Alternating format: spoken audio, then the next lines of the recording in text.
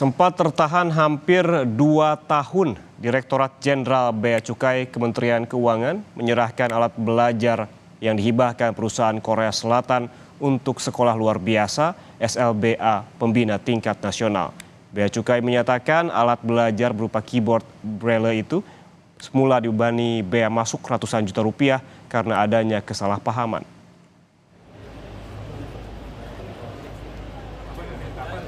Dirjen Bea Cukai Askolani mengatakan barang kiriman hibah itu kini telah ditetapkan bebas bea masuk dan pajak lainnya sesuai dengan peraturan.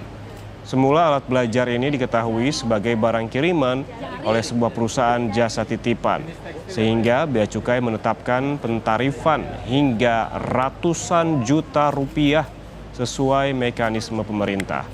Sebelumnya alat belajar SLB yang dihibahkan perusahaan Korea Selatan tiba sejak 18 Desember 2022.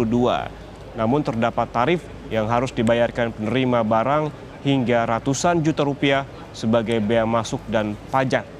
Sehingga proses pengurusan barang terhenti hampir 2 tahun.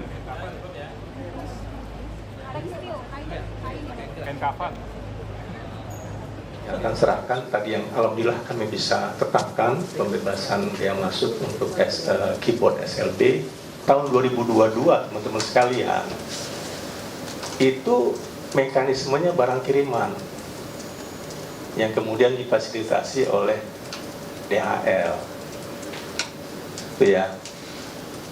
Nah, dia tidak ada info yang kemudian masuk ke kita sebagai barang kiriman, sehingga kemudian kita kasih sesuai dengan barang kiriman, ada pentarifan yang juga ditetapkan dengan ketentuan yang telah ditetapkan oleh pemerintah.